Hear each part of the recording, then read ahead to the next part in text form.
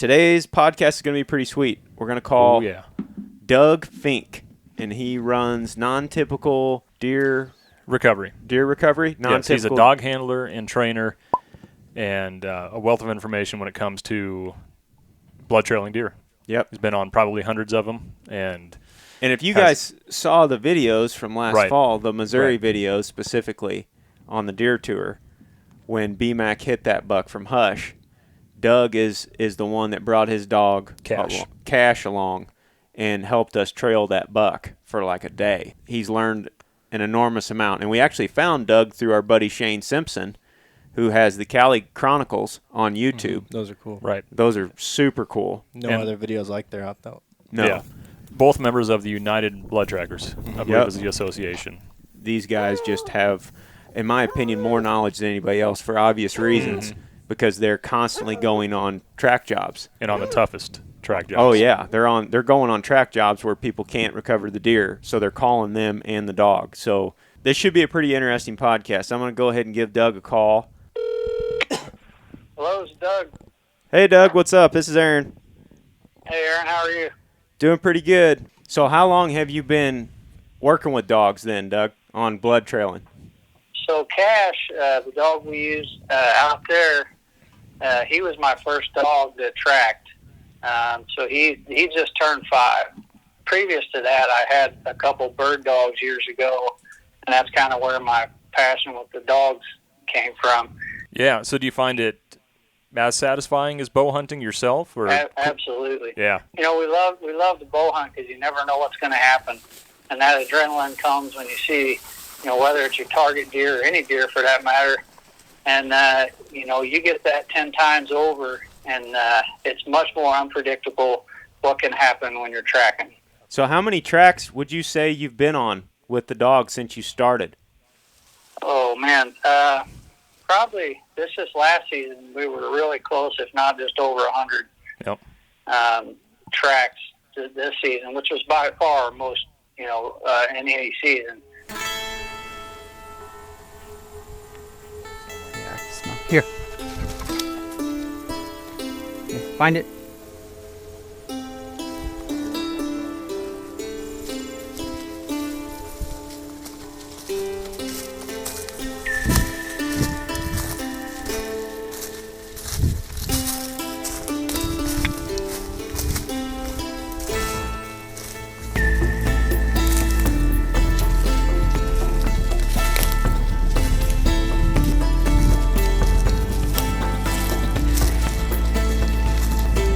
That's a good boy! That's a good boy!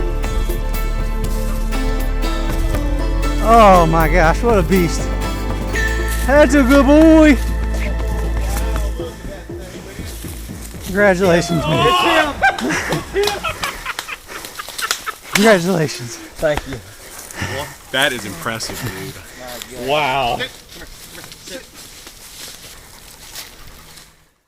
Is trailing or tracking with dogs becoming more popular? Is that the reason why every year you get more and more, or just because people are finding out about your service? Probably both, but I think, you know, finally we're getting more recognized. It was kind of weird the first couple years. We would get calls through United Blood Trackers, but it'd be a lot of people that come up to Illinois and hunt from down south, or they're either hunting with an outfitter, they have a lease, but you know, it's kind of weird down south. You know, it seems like they've been using dogs to track for years, and it's not as accepted farther north you go.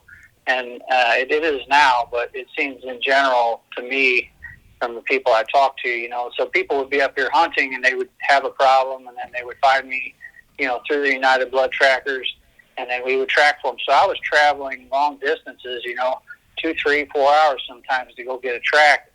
And now it's really starting to catch on local. So I did a lot more local tracks, you know, closer to home, where people are starting to, and that's why I started the page, you know, the Non-Typical Deer Recovery Facebook page, is because, you know, basically to educate people, because, I mean, you know, until you see it sometimes, you don't really realize, you think it's a hoax. Yeah. Oh, that's how I felt for sure starting out. I had a state police officer we tracked for. He goes, I'll be honest with you, and he's really been on board and referred a lot of guys to me. this past season, but he said, man, he goes, I always thought this was a hoax. He goes, I didn't really believe it. And, the education is the reason I wanted to start the page. And I don't do as good a job as I should on there, as giving out info as I should. I've just been too busy with other things. What would you say the common mistake is that you see us as hunters make? There's several things that the reason I usually get called, there's about 4 reasons, and usually it's somebody's rushing their shot, which, it happens. Things happen fast out there. They shoot too far, or they shoot too late. It's dark or too early. The light conditions are poor. The other reason a lot of times we get called is they make a vital or fatal shot, but they take the track up too soon, and then they bump the deer maybe once or twice, and then pretty soon they're just going to lose blood for whatever reason. And whereas if they'd have waited long enough, he probably would have been dead right there. I always say, no matter what the shot is, unless you see the deer fall, wait at least an hour. And there's a series, like when somebody calls me and as when we track Brian's deer, I ask a lot of questions. Oh man, you're not kidding. There was a pile of questions that you asked. Ask you everything with your kid's birthday and stuff, Yeah, but that was important details. But what we're trying to do is determine, where it was hit, what organs were hit, and we can tell that by the blood that's on the arrow, or the hair, or the blood that was on the ground, or the pattern of the blood, or what the deer's reaction was. There's lots of different things. We ask all these questions, we compile it, and in my mind, I'm thinking, okay, this tells me the deer was hit here. This tells me the deer was hit here. And we take what the hunter says with a grain of salt. Not to say we don't believe what you saw, but we've all been there and thought we saw something that didn't really happen. And it happens all the time. We put more weight on the actual things that we know. So we know the hair is this color. We know the blood type is this. We know, that, okay, you've got a smell on your arrow. It smells like a cow barn, or, you've got different things that indicate the deer was hit in a certain place. So we got to get several things in all these questions we ask to match up. And when they do, then we can kind of determine where the deer's been hit. I got a good question here, Doug, from Malachi. He asked, what has dog tracking taught you about broadhead selection / arrow setup? I'm really shocked at the amount of calls we get where there's no pass-through. Even I think on shots that don't hit major bone, and I think it's because of a light setup with a large expandable. Mm-hmm. And it's just the way that, the industry is right now. I think a lot of people shoot large expandables and they don't have the weight behind it to push it through. I'm kind of shocked at how many we get that just aren't pass-throughs. That's one of the questions I ask, when I talk to the hunter, did the arrow pass through? And it kind of, and sometimes that's misleading because of the large heads. And with a pass-through, are you saying that you get more successful recoveries with pass-throughs? I would say yes. I mean, ever since I was a little kid, my goal as a hunter was to pass through the animal. And I think that, you're going to cut more. Right? I don't really care about my entry hole personally. And the broadheads, you're going to have a lot of debate over the broadhead. The guys that shoot the big expandables, they swear by them, and most of the time they probably do fine. But we experience a lot of calls where the biggest problem with a large cut expandable is deflection. Yep. And I think we talked about this on the Brian's track as well. We see the arrow deflect because of the large cut. It opens bigger than there's enough space to go inside between the rib cage, and it opens so fast. I mean, they're doing exactly what they're supposed to do, but that arrow's traveling so fast it deflects. Sure. And that shot wasn't even after hitting hard bone, really, like shoulder, or I guess it could have hit bone. I'm not sure that's what happened on his shot at all. I just see that, we had that discussion because that is something we see. Typically, it's not on a broadside shot; it's on a hard quartering shot. Mm-hmm. Right. Yeah, the reason why I asked that, though, is because Shane has talked to us about the same thing, that he's seen through lots of track jobs with the dog, and that's kind of and I can't speak because for all of the dog trackers out there, because I only know you and Shane. But yeah, but it's a commonplace for all of us. The question here that's probably on a lot of people's minds is, after what you've seen and what you've encountered personally, in your opinion, what would be your setup for hunting? Yeah, I always shoot a fixed blade, and I prefer a 4-blade. I shot a 4-blade MX4 Muzzy for most of my life. I've recently switched to a 4-blade fixed. It's a slick trick, and it's similar to the Muzzy. I just like the tolerance is better. I'm kind of particular about my setup as far as the way they fly. We have a great archery place close to us, and they're very good at helping tune and things like that. But I shoot a kinetic, I think it's called a kinetic gold tip arrow, which is a smaller diameter and a heavy shaft. I think it's 425 grain maybe. I like, one thing I want to say too, which as you know, I think a lighted knock, is a huge thing.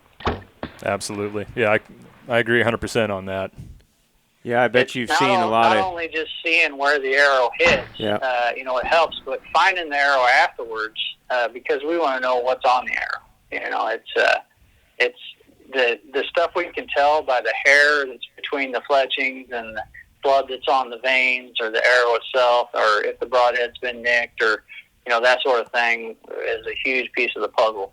We've got a couple questions about if any dog can blood trail, and is there a specific type that's better than the other? Well, I think it's all in the dog. I mean, there's obviously, guys, the most scent receptors or whatever is going to be on a bloodhound type dog. But I really don't.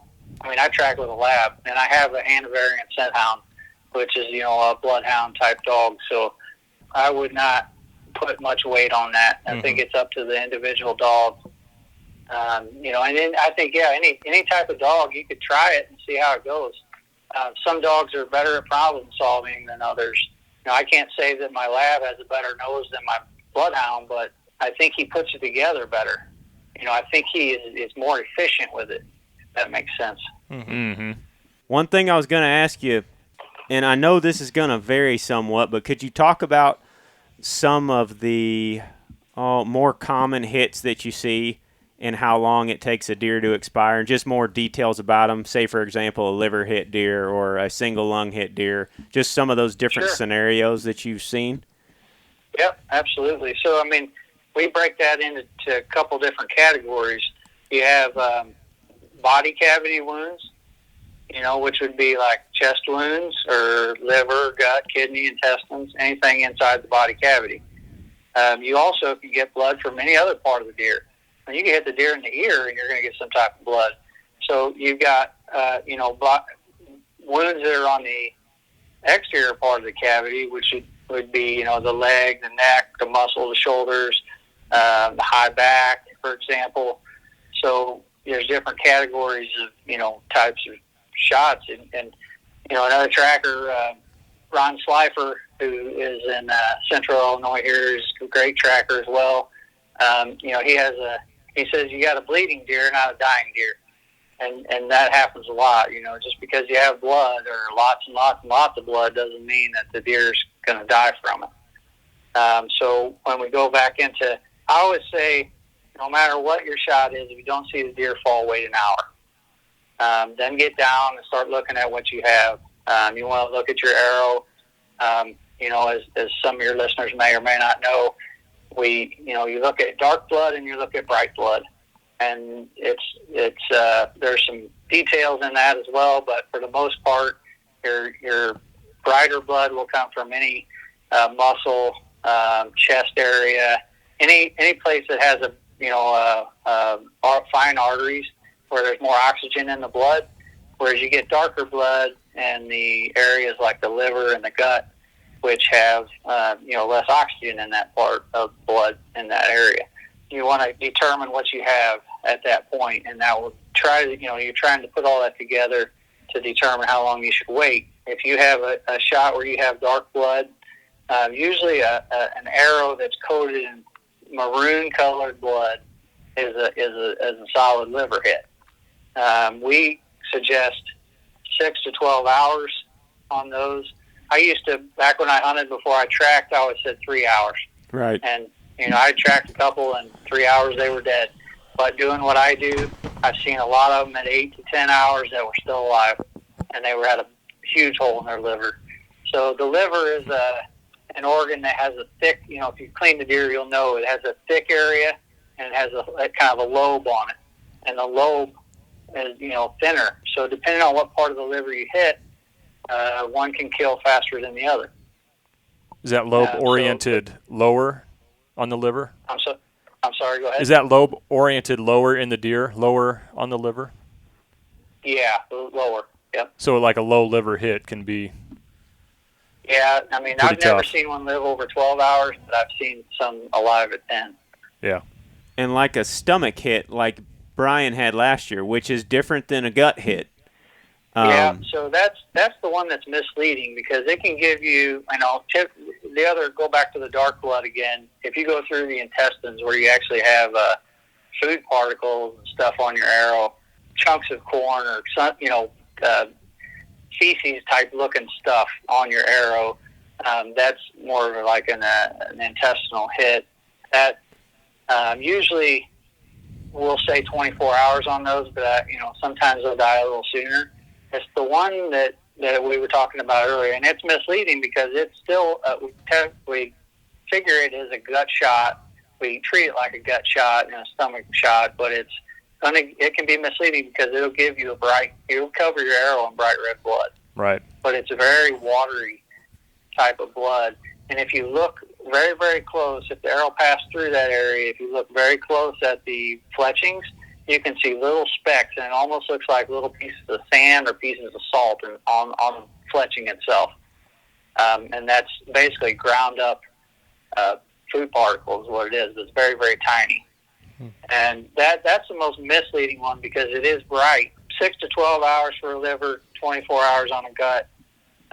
You can, maybe go in at 12 hours on a gut shot, but you want to be very careful. And if you find an empty bed, back out immediately. Just back out and give them another 12, because most of the time I'll get hunters that say, we found like 5 or 6 beds, but we never saw the deer or heard the deer. He can't be up ahead of us. Well, he was up ahead of you, because when we get outside of that zone that we talked about earlier, where they stopped, then we can finally get to an area where we find the deer. That makes sense. What about single lung hits? What type of details do you have with those? Those are, we call them a one lung rodeo. Because it's like hanging on to the dog with a leash, and it's awful, because I think I've only recovered 1 or 2. We had one in particular this past season. The arrow fell out of the deer when we jumped it up, and this was like 24 hours after it was shot. We jumped the deer, the arrow came out, it had 10 or 11 inches of blood on the broadhead end, and it was long. It said lung blood like you wouldn't believe. There was tiny bubbles all over it, little fine, minute, and that's what you look for, for lung blood. A lot of guys think if I have bubbles in my blood, it's a lung hit. Well, there's other things that can cause bubbles, but the things you want to look for, like especially on an arrow type thing, is really, really fine, tiny pinhead-sized bubbles. This was definitely a lung type shot. We tracked the deer, kept going. We physically laid eyes on the deer. The deer was too healthy to get to. We just finally had to stop. Do you think they're always fatal? Healthy. Only certain? No, I don't think so. In the United Blood Trackers, I personally haven't, had documentation where any of them had lived, but some of the other guys have. Yeah, they've either killed them later and, was able to prove that they had a collapsed lung, or right. had them back on camera, or that sort of thing. We should probably cover at some point what states it's legal in, or we can at least provide that information, and then also, what people can do to help make that legal in their state. I know in Iowa, where we're at, it is illegal to use dogs for tracking. Minnesota, I think, recently passed. Okay. And maybe one of the Dakotas. You can get involved with United Blood Trackers as well. That's kind of what they do. They help people. So, if you want to start a movement to get something like that passed. I've contacted the DNR in Iowa because I get several calls to Iowa. Last year I called them and I said, I'd like to take a conservation officer out, and I would like to track this gentleman's deer, and I would like to take the conservation agent with me, and I want to show you guys how this works. And they said, no, we can't do it. Really? So it's a bad deal. I mean, there's hundreds of deer that could be recovered. Right. It's a shame that it's not legal everywhere. And I get it, because I mean, in reality, like, for example, the deer we tracked 5 days later, and we ran it down, basically, kind of, we tracked it to where, we caught up to it and we put it down. Right. There's a fine line between hunting and tracking, but we abided by all the laws because the dog was on a leash the entire time. Right. I think that's a misconception too. In the states I track in, the dog is on a leash the entire time. We use a 30-foot long line, and we don't have the size of properties. We don't have square mile properties and big pieces of land where you can just turn a dog loose, and nor would I really want to. We can be close to the dog when he's on a leash. We can see a lot of the things that he shows us along the way to help figure it out. So I agree in a certain extent why they wouldn't want it, but for the way we do it and the way we regulate it by being on a leash, and they have their own laws. Every state has a little bit different laws. They can keep a pretty close eye on it and help a lot of hunters out. I think maybe a lot of it just has to come down to education. Yeah. Because I know, my opinion of tracking dogs, before I had met you, was either indifferent or, it was just something that I probably wouldn't do. But after watching you and Cash work and realizing how many deer are recovered, through that otherwise probably would have went unrecovered, that meat's getting utilized and. Oh yeah, I mean it's just way more effective. I mean, just like what we said earlier, we tracked, and I would say we're above average as far as experience level goes when it comes to blood tracking deer, just through all of our experiences that we've had over the years. And that dog completely put us to shame. I mean, it was not even comparable how much faster, and I can't imagine how many people lose deer. Because you'll get guys. I mean, guys will argue that point, like, "Oh, I can't find it on my own. I don't need any help." Well, those guys. Kudos to those guys that will say, "Hey, I need help," and the dog's the way to do it. Because I mean, take for example, even if you're the best tracker by sight, there are certain deer that are shot in certain areas that they just do not bleed. They bleed internally, which is fatal, but it's not bleeding externally. And the other thing is, we've tracked through standing water almost waist deep 2 days after the deer was shot. Like, you wouldn't do that without a dog. Or maybe the snow, it snowed on top of the track. These dogs can track after the snow covers the blood trail. Wow. Or the rain washes it away, visibly.